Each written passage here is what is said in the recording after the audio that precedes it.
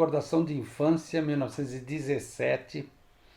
Freud era um fã de Goethe, né? Um personagem interessante, um grande pensador, claro, faleceu antes de Freud, né? Por volta de 1700 e alguma coisa. Mas Freud conta uma historieta extraída de um livro de Goethe, do qual Goethe relata na sua infância que ele tinha muito prazer em jogar coisas para fora. E ele conta que, enfim, três vizinhos o incentivaram a jogar mais coisas. Ele começou a jogar pratos, enfim, até que ele foi punido pelos pais.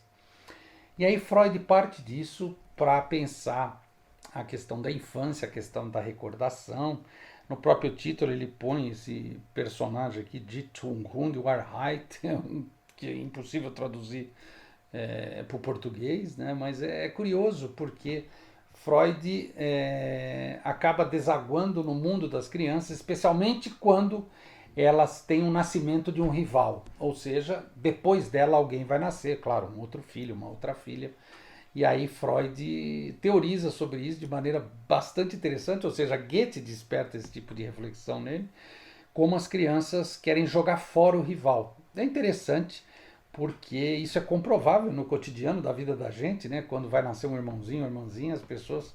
Mas de onde ele veio? Ele veio do lixo, eu vou jogar ele fora, eu vou afogá-lo, eu vou matá-lo. Ou seja, o afeto é óbvio, é o ciúme, e eu não quero um rival, eu vou me desfazer desse rival. Então Freud parte dessa constatação clínica, aliás, como eu já disse, cotidiana, para teorizar sobre a maneira pela qual o psiquismo humano, o humano, né, consegue lidar com essa novidade, vamos dizer assim, com esse intruso numa cena no qual ele está confortável.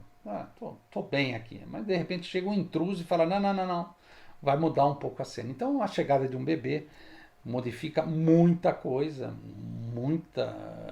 eu diria muita coisa mesmo, na vida do casal, na casa, se tem outra criança, enfim.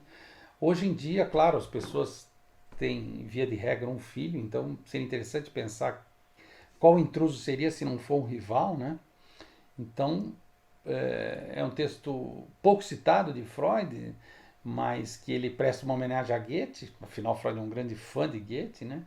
E ele também, interessantemente, ele cita a Hugo von Helmut, que foi a primeira psicanalista com crianças, e ele está com ela na Sociedade Psicanalítica de Viena, e ela traz um caso que, por sinal, Freud traz no final do texto, que de fato ratifica tudo isso que nós estamos falando, da questão de como o ser humano lida com algo que o desagrada, né?